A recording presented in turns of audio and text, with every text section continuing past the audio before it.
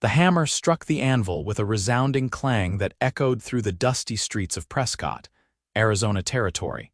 And 23-year-old Clara Brennan knew, without looking, that every man within earshot was shaking his head in disapproval at the sound of a woman doing man's work in the scorching summer of 1878. She had inherited the blacksmith shop from her father 6 months ago when pneumonia took him during the harsh winter. And since then, she had endured more mockery than she thought humanly possible. The men who came to town would stand outside her shop, arms crossed, laughing among themselves about how a slip of a girl could never forge proper horseshoes or mend a wagon wheel. They took their business elsewhere, riding an extra 10 miles to the next town rather than let a woman touch their horses or equipment. Clara did not blame them entirely because she understood that the world had certain expectations, certain rules that people lived by, but she also knew that her father had taught her well and that her work was just as good as any man's. The sun beat down mercilessly on the wooden awning above her forge, and sweat dripped from her brow as she worked on a set of hinges for the general store. Mrs. Patterson was one of the few people in town who gave her business, perhaps because she understood what it meant to be underestimated as a woman. Clara's dark hair was pulled back in a severe bun, and she wore her father's old leather apron over a simple cotton dress that had seen better days. Her hands were calloused and strong, bearing the marks of countless hours at the forge, and her green eyes held a determination that had only grown fiercer with each dismissive laugh and cruel comment. She was hammering a particularly stubborn piece of iron when she heard the sound of hoofbeats approaching. Clara did not look up immediately because she had learned that most riders passed by without stopping, but these hoofbeats slowed and then stopped directly in front of her shop. She paused in her work and glanced up to see a tall man dismounting from a gray stallion that was limping slightly on its front left leg. The cowboy was perhaps 26 or 27, with sun-bronzed skin and dark hair that curled slightly at the edges beneath his worn hat. He wore dusty chaps over denim pants and a faded blue shirt that had been patched at the elbows. His face was lean and angular, with a strong jaw shadowed by several days' worth of stubble, and his eyes were a striking shade of blue that seemed to see right through her. He moved with the easy confidence of a man who had spent most of his life in the saddle, and there was something in his bearing that suggested he did not suffer fools gladly.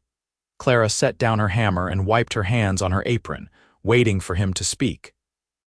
Most men who stopped did so only to make some jest at her expense before riding on, and she had learned to brace herself for their words. But this man simply looked at her for a long moment, then gestured to his horse. "My stallion threw a shoe about 5 miles back," he said, his voice a low drawl that carried the accent of Texas. "Can you help him?" Clara blinked in surprise because it was not often that someone asked her directly if she could help rather than assuming she could not. She stepped out from under the awning and approached the horse carefully, speaking softly to calm the animal as she lifted its injured hoof. The shoe had indeed come off, and the hoof was tender but not damaged. She could have it reshod within the hour. "I can fix it," she said, straightening up and meeting the cowboy's eyes. "But you should know that most men in this territory would rather ride to the next town than let me work on their horses."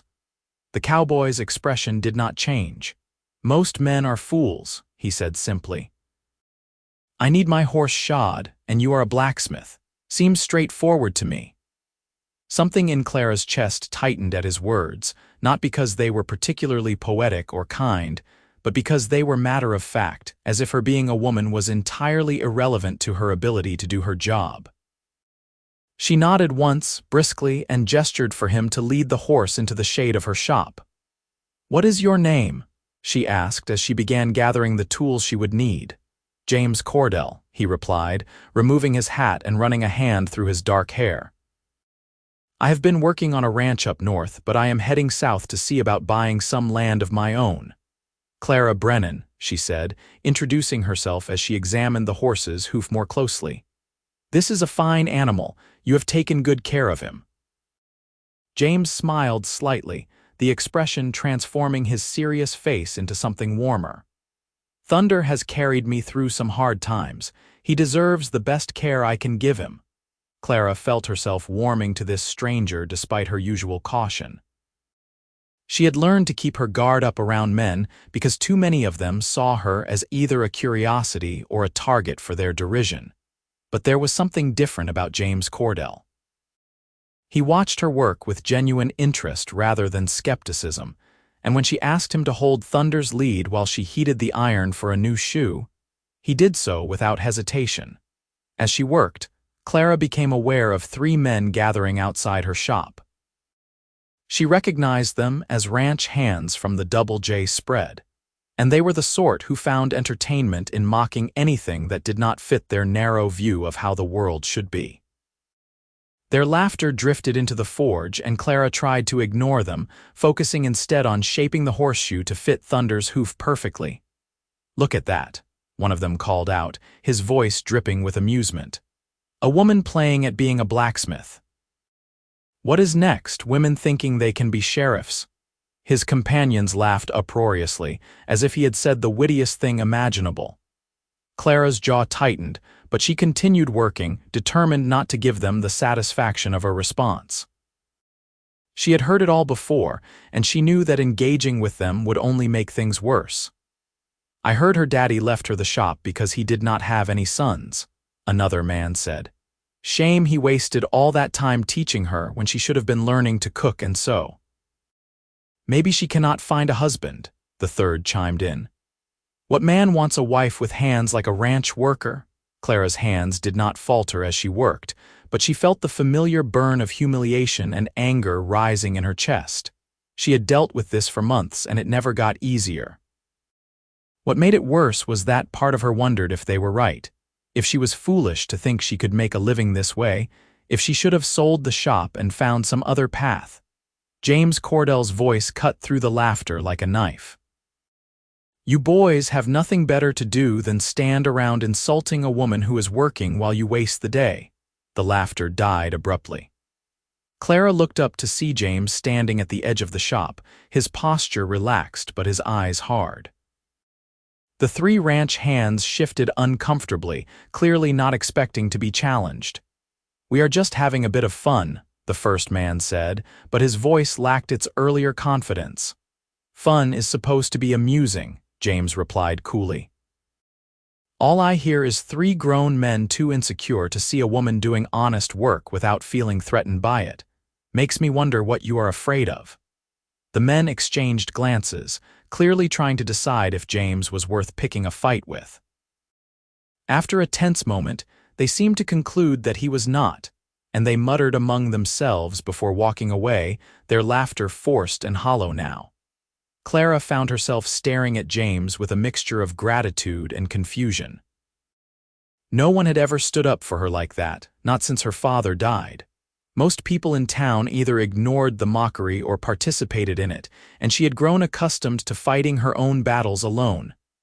"You did not have to do that," she said quietly, returning her attention to the horseshoe.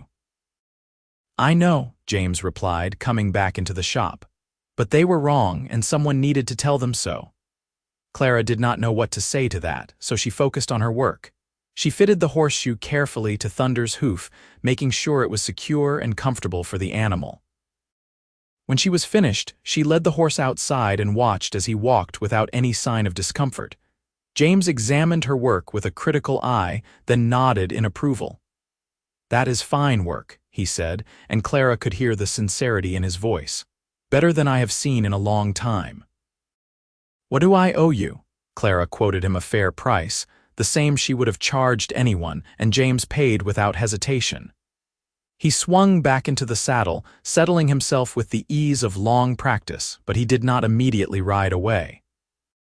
Instead, he looked down at her with an expression she could not quite read. "If you do not mind my asking," he said, "how long have you been running this shop on your own?" 6 months, Clara replied. "Since my father passed." James nodded slowly. "That cannot have been easy." "It has not been," Clara admitted, surprising herself with her honesty. "But I will not give up. My father believed I could do this, and I will not let him down." Something shifted in James's expression, a warmth that had not been there before. "I believe you will succeed, Miss Brennan. You have the skill and the determination, and those are worth more than the good opinion of fools." Before Clara could respond, he tipped his hat to her and urged Thunder into a trot, heading south down the dusty Main Street. She watched him go, feeling strangely unsettled by the encounter. It had been so long since anyone had shown her respect or kindness that she had almost forgotten what it felt like. The next few days passed in their usual pattern.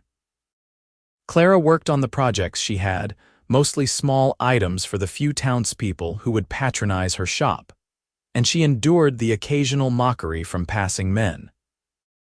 She found herself thinking about James Cordell more often than she cared to admit, wondering where he had ended up and whether he had found the land he was looking for.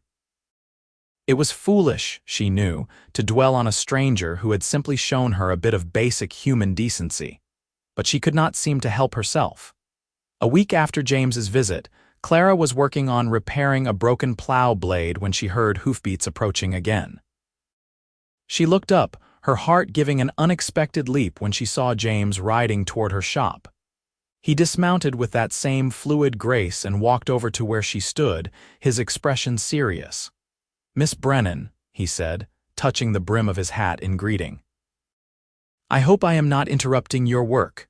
"Not at all," Clara replied, setting down her tools. "Is there something wrong with Thunder's shoe?" "No, the shoe is perfect," James assured her. "I came back because I wanted to talk to you about something. I found a piece of land about 15 miles south of here, good grazing land with water access. I am planning to start a small ranch, maybe run some cattle and horses.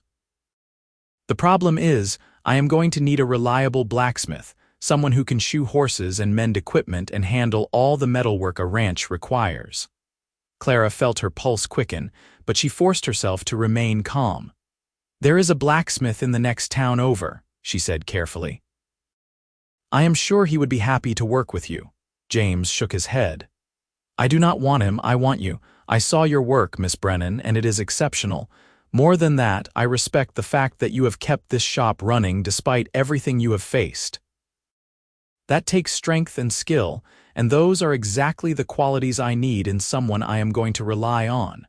Clara stared at him, hardly daring to believe what she was hearing. "You want to hire me as your blacksmith?" "I want to propose a partnership," James corrected. "I have some money saved, enough to buy the land and stock it with cattle, but I am going to need help building the ranch from the ground up.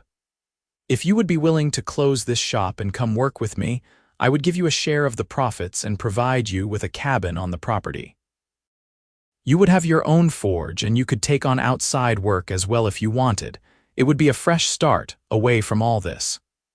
He gestured vaguely at the town behind them, and Clara understood what he meant. A fresh start, away from the mockery and the constant struggle to prove herself to people who would never see past her gender. It was tempting, more tempting than anything had been in a long time, but it was also terrifying. She had never left Prescott, and the idea of packing up her entire life to go work on a ranch with a man she barely knew seemed reckless. "I do not know you," she said slowly. "How do I know I can trust you?" James met her eyes steadily. "You do not yet. All I can tell you is that I give you my word as a man of honor that you would be safe and respected on my land. I am not looking for anything beyond a fair working partnership. I need a blacksmith, and you need a place where you can work without being harassed. It seems like it could benefit us both." Clara considered his words carefully. She had spent 6 months fighting to keep her father's shop alive, and what did she have to show for it? A handful of small jobs and the constant weight of judgment from her neighbors. James was offering her something different, a chance to actually use her skills and make a real living. It was risky, but staying in Prescott felt like a slow death of the spirit. "Give me 2 days to think about it," she said finally. "This is a big decision," James nodded. "Of course. I will be staying at the hotel in town. Come find me when you have made up your mind." He left, and Clara spent the next 2 days in an agony of indecision. She talked to Mrs. Patterson, who urged her to consider the opportunity seriously. She walked through her father's shop, touching the tools he had used and taught her to use, wondering what he would want her to do. In the end, she realized that her father had always encouraged her to be brave, to take chances, to never let fear hold her back. Staying in Prescott was the safe choice, but it was also the choice that would leave her trapped in a life of struggle and disrespect. On the morning of the second day, Clara packed her belongings into a trunk, loaded her father's tools into a wagon she borrowed from Mrs. Patterson, and went to find James at the hotel. He was sitting on the porch, and his face lit up with something that looked like relief when he saw her approaching. "I will take your offer," Clara said without preamble, "but I want it clear that this is a business arrangement. I will do the work and you will treat me as an equal partner." James stood and extended his hand. "You have my word, Miss Brennan, equal partners." Clara shook his hand, feeling the calluses that matched her own, and something settled in her chest. This was the right choice, she could feel it. The next few weeks were a whirlwind of activity. James had purchased a section of land in a valley with a creek running through it, and they set to work immediately building the structures they would need. James hired a few men from a neighboring town to help with the heavy construction, and Clara found herself working alongside them, forging nails and hinges and all the metal components needed for the buildings. The men were initially skeptical of her, but when they saw the quality of her work, their skepticism turned to respect. James proved to be a fair and hardworking partner. He never treated Clara as anything less than his equal, and he always asked for her input on decisions regarding the ranch. They worked from dawn until dusk, and Clara found herself enjoying the labor in a way she never had in Prescott. Here, there was no one to mock her or question her abilities. There was only the work and the satisfaction of seeing the ranch take shape day by day. As the weeks turned into months, Clara began to notice a change in her feelings toward James. She found herself watching him when she thought he was not looking, admiring the way he moved, the quiet confidence he brought to everything he did. He was kind but not soft, hardworking but not grim, and he had a way of making her laugh that she had not experienced in years. She tried to dismiss these feelings as simply gratitude or the natural result of spending so much time together, but she could not quite convince herself. One evening in late October, after they had finished the main barn and were working on building corrals for the horses, Clara and James sat on the porch of her cabin watching the sun set over the mountains. The air had turned crisp with the promise of winter, and Clara wrapped a shawl around her shoulders as they shared a simple dinner of beans and cornbread. "I have been thinking," James said, breaking the comfortable silence between them. "This ranch is starting to feel like a real home. I could not have done it without you, Clara." It was the first time he had used her given name, and something about the intimacy of it made her heart race. "You gave me a chance when no one else would," she replied. "I will always be grateful for that." James turned to look at her, his blue eyes reflecting the fading light. "It was not charity. You earned this with your skill and your hard work. I have worked with a lot of people over the years, and I have never met anyone quite like you." Clara felt her cheeks flush, and she looked away, unsure how to respond. The air between them felt charged with something she could not quite name, and she was suddenly very aware of how close they were sitting. "Clara," James said softly, and she forced herself to meet his gaze. "I need to be honest with you about something. When I first came to your shop in Prescott, I was not planning to stop. I was just passing through. But then I saw you working at that forge, and there was something about the way you held yourself, the determination in your eyes, that made me want to know more about you. When I came back with the offer to partner with me, it was not just because you were a good blacksmith. It was because I could not stop thinking about you." Clara's breath caught in her throat. She had suspected that there might be something more than partnership developing between them, but hearing James say it out loud made it real in a way that was both thrilling and terrifying. "I have been trying to keep things professional," James continued. "I did not want you to feel pressured or uncomfortable, but I cannot pretend anymore. I care about you, Clara, more than I should, probably. If you do not feel the same way, I will respect that, and we can continue as partners and friends. But I needed you to know." Clara's mind raced. She thought about the past months, about how James had never once made her feel small or incapable, about how he had defended her honor and given her a chance to prove herself. She thought about the way her heart lifted every morning when she saw him, about how the ranch felt like home not just because of the land but because he was there. "I care about you too," she admitted, her voice barely above a whisper. "I have been trying not to because I was afraid it would complicate things, but I do. I think I started caring about you the day you stood up to those men in Prescott." James reached out and took her hand, his touch gentle but firm. "Then maybe we can stop pretending and see where this goes." Clara squeezed his hand, feeling a smile spread across her face. "I would like that." James leaned in slowly, giving her plenty of time to pull away if she wanted to, but Clara found herself leaning toward him as well. Their lips met in a kiss that was soft and sweet and full of promise, and Clara felt something in her chest unfurl like a flower in the sun. When they finally pulled apart, James rested his forehead against hers, and they sat there in the gathering darkness, content simply to be close to one another. The winter of 1878 was mild, and Clara and James spent it building their ranch and their relationship. They worked side by side during the day and spent their evenings talking by the fire, learning everything there was to know about each other. Clara told James about her childhood, about how her mother had died when she was young and how her father had raised her in the forge, teaching her everything he knew. James shared stories of his own upbringing in Texas, about the parents he had lost to fever and the years he had spent drifting from ranch to ranch, looking for a place to belong. As winter gave way to spring, the ranch began to truly thrive. They had a small herd of cattle, several horses, and Clara's forge was busy with work from neighboring ranchers who had heard about her skill. Word spread quickly in the territory, and soon Clara found herself with more business than she could handle. The men who came to the ranch treated her with respect, partly because her work spoke for itself, and partly because James had made it very clear that anyone who disrespected his partner would not be welcome on their land. One warm evening in April, James asked Clara to take a walk with him along the creek that ran through their property. The wildflowers were in bloom, painting the valley in shades of yellow and purple and white, and the air smelled of sage and new grass. They walked hand in hand, and Clara felt a contentment she had never known before.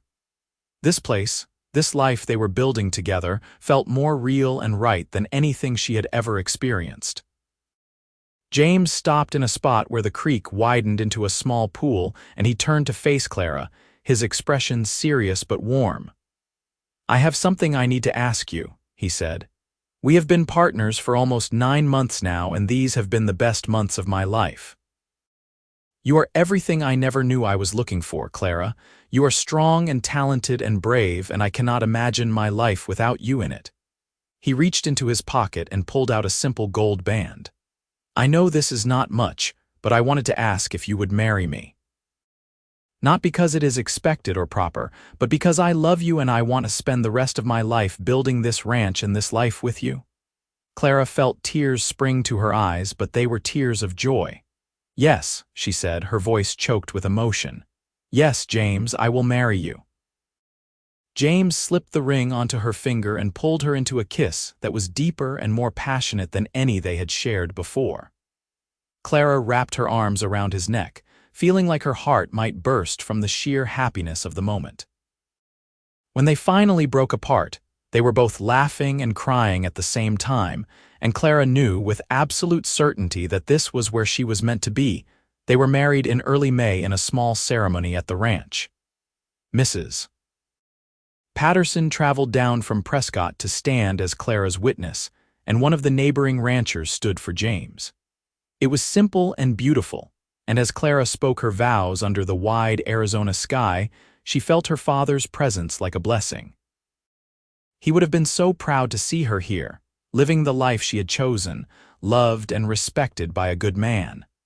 The first year of their marriage was full of joy and hard work.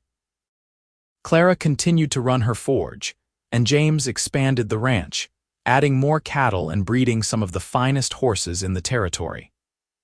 They built a larger house to replace Clara's cabin, a home with a real bedroom and a kitchen and a parlor where they could entertain the occasional visitor.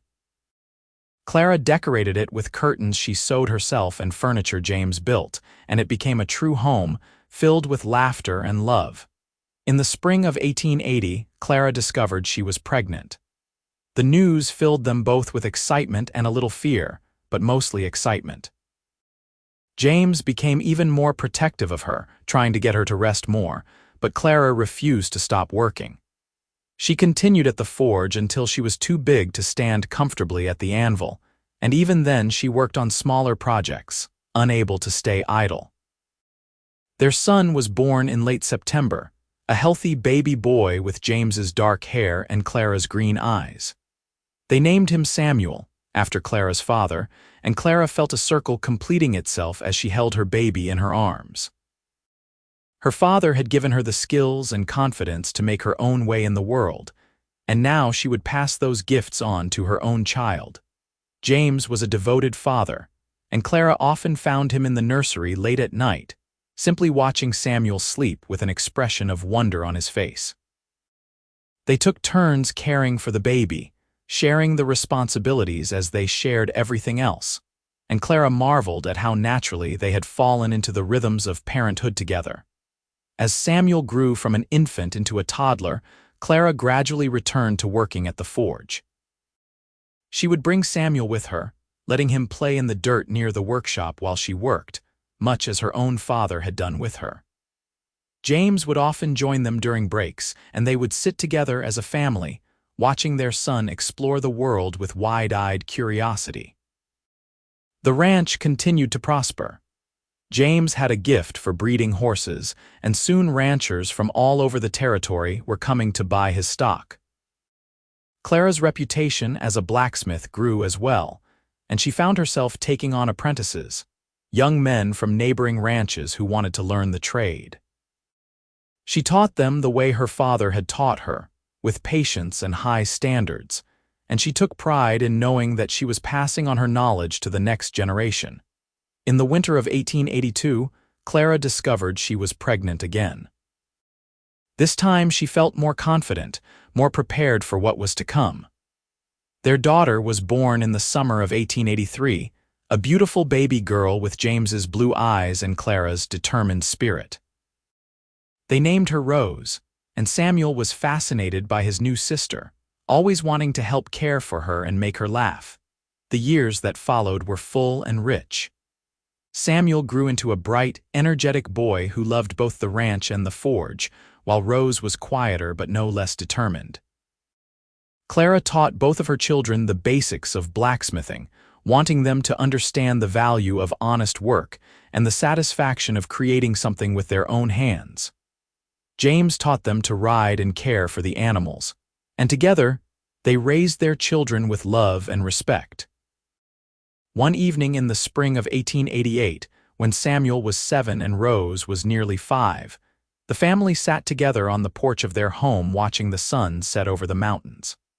Clara leaned against James's shoulder, feeling a profound sense of gratitude for the life they had built together. So much had changed since that day 10 years ago when James had ridden into her shop in Prescott and asked her to shoe his horse, but the core of who they were to each other had remained constant. "You ever regret leaving Prescott?" James asked quietly, as if reading her thoughts. Clara thought about the question seriously before answering. "No," she said finally, "I was never truly home there. This is home. This ranch, this life, you and the children, this is where I was meant to be." James kissed the top of her head. "I thank God every day that thunder threw that shoe. If he had not, I might never have stopped at your forge, and I cannot imagine my life without you." "We make a good team," Clara said with a smile. "The best," James agreed. As the years continued to pass, the ranch grew and evolved. Samuel eventually took over more of the horse breeding operation, showing the same natural talent his father had, while Rose surprised everyone by developing a deep passion for blacksmithing. She spent hours at the forge with Clara, learning every technique and skill her mother could teach her, and Clara saw in her daughter the same determination she herself had possessed at that age. In 1895, when Clara was 40, she and James celebrated their 17th wedding anniversary with a large gathering at the ranch. Friends and neighbors came from all over the territory, and as Clara looked around at the crowd of people laughing and eating and enjoying themselves, she felt a deep sense of accomplishment. She had taken the mockery and doubt of those early days in Prescott and transformed it into something beautiful and lasting. Samuel brought his new bride to the celebration, a sweet girl from a neighboring ranch named Elizabeth, and Clara welcomed her into the family with open arms. Rose, now 12, worked the crowd with confidence, already showing signs of the strong, independent woman she would become. James stood by Clara's side throughout the evening, his hand never far from hers, and Clara knew that their love had only deepened with the years. As the sun set and the guests began to depart, Clara and James stood together watching their children and friends, their arms around each other. "We have built something good here," James said softly, "something that will last long after we are gone." "We have," Clara agreed. "And it all started because you saw past what everyone else saw. You saw me for who I really was." "I saw a woman with talent and courage," James said. "Everything else just followed naturally from that." The years continued their steady march forward. Samuel and Elizabeth gave them 3 grandchildren, and Rose eventually married a blacksmith from Tucson, a man who respected her skills and supported her ambitions. Together, Rose and her husband opened a forge in Phoenix that became renowned throughout the territory, and Clara could not have been more proud. James's hair turned silver, and Clara's hands grew more gnarled with age, but they continued to work the ranch together, though they gradually turned over more responsibilities to Samuel and the hired hands. They spent more time on the porch, watching the sun set over the land they had claimed and tamed together, and Clara found that she treasured these quiet moments as much as she had treasured the busy, productive years. In 1910, when Clara was 55 and James was 58, they took a trip back to Prescott for the first time in over 30 years. The town had grown and changed, and few people remembered the young woman blacksmith who had once struggled to keep her father's shop alive. Mrs. Patterson had passed away years before, but they visited her grave and left flowers in gratitude for her kindness. Standing on the street where her father's forge had once stood, now occupied by a dress shop, Clara felt no regret. That part of her life had been necessary to bring her to where she was meant to be, but it was not home. Home was the ranch, was James, was the family they had built together. They returned to the ranch renewed, and Clara went back to the forge with fresh energy. She was slower now, unable to work for the long hours she once had, but her skill had not diminished. She took on special projects, things that required artistry as well as strength, and she found satisfaction in creating pieces that would outlast her. James remained active on the ranch until his late 60s, when his body finally began to insist on rest. He handed over the day-to-day operations to Samuel, but remained involved in decisions, and he spent his afternoons sitting near Clara's forge, watching her work and keeping her company. They had settled into a comfortable rhythm after so many years together, able to communicate with a look or a gesture, their connection deeper than words. Their golden years were peaceful and happy. They watched their grandchildren grow and welcomed great-grandchildren into the world. Rose's daughter showed the same aptitude for blacksmithing that had run through 3 generations now, and Clara taught her everything she knew, feeling the satisfaction of passing on her father's legacy one more time. On a warm evening in the spring of 1920, Clara and James sat on their porch as they had done thousands of times before, watching the sun paint the mountains in shades of gold and crimson. They were both in their 70s now, their bodies marked by decades of hard work, but their minds remained sharp and their love for each other undiminished. "You remember the first time you came to my forge?" Clara asked, her hand clasped in James's. "Every detail," James replied with a smile. "You had a smudge of soot on your cheek and your eyes were so fierce, like you were daring the world to challenge you," Clara laughed. "I felt like I had to be fierce just to survive. And then you walked in and treated me like I was just a blacksmith, not a woman pretending to be a blacksmith. You gave me my dignity back." "You never lost it," James said firmly. "You just needed a place where people could see what I saw from the beginning. You are the strongest person I have ever known, Clara. Everything good in my life came from having the sense to recognize that strength and honor it." Clara leaned her head against his shoulder, feeling the steady beat of his heart. "We have had a good life, James, a very good life." "The best," James agreed, kissing her temple. "And it is not over yet. We still have time to enjoy what we have built together." They sat in comfortable silence as the stars began to appear in the darkening sky. The ranch spread out before them, testament to their hard work and partnership, and Clara felt a deep sense of peace. She had been laughed at, dismissed, and underestimated, but she had persevered.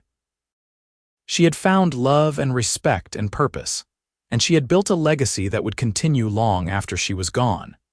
In the years that followed, Clara and James remained active in their community, beloved by their family and respected by their neighbors. They celebrated their 50th wedding anniversary in 1929, with a grand party that brought together 3 generations of the family they had created. Clara was 74 and James was 77, and as they danced slowly under the Arizona stars, Clara thought about that young woman in Prescott who had been so determined to prove herself. She had done that and so much more, and she had done it with the love of a good man by her side.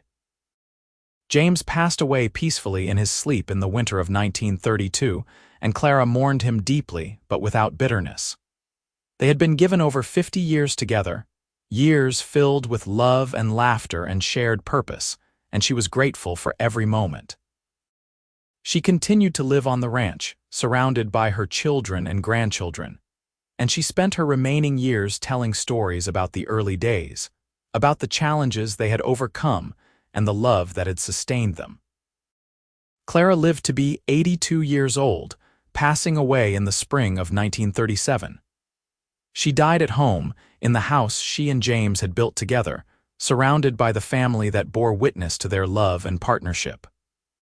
Her funeral was attended by people from all over the state, blacksmiths and ranchers and ordinary people whose lives she had touched with her kindness and her skill. Samuel and Rose stood together at their mother's grave, watching as she was laid to rest beside James. "She was remarkable," Rose said softly, tears streaming down her face. "She showed me that a woman could do anything she set her mind to." "She showed all of us that," Samuel agreed. "But more than that, she showed us what real love looks like. The way she and Pa worked together, respected each other, supported each other through everything. That is the legacy I want to pass on to my children." Rose nodded, squeezing her brother's hand. "Their love story started with a horseshoe and became something that changed all of our lives. We are all here because Pa had the wisdom to see past convention and Ma had the courage to take a chance." As the family gathered for a meal after the funeral, sharing memories and stories, there was sadness but also celebration. Clara and James had lived full, rich lives, and they had created something that would endure. The ranch continued to thrive under Samuel's management, and Rose's forge in Phoenix had become one of the most respected in the state. Clara's great-granddaughter was already showing promise as a blacksmith, the 4th generation to carry on the tradition. The story of the woman blacksmith who had been laughed at in Prescott and the cowboy who had seen her true worth became a family legend, told and retold to each new generation. It was a story about courage and respect, about love that transcended convention, about two people who had found each other against the odds and built something beautiful together. The ranch they had founded remained in the family for generations, a testament to the partnership that had created it. And in the forge that still stood on the property, young blacksmiths continued to learn the craft, taught with the same patience and high standards that Clara had learned from her father and passed on to her children. The sound of hammer striking anvil echoed across the valley, a reminder that skill and determination and love could overcome any obstacle, could transform mockery into respect, could turn a simple horseshoeing into the beginning of a legacy that would last forever.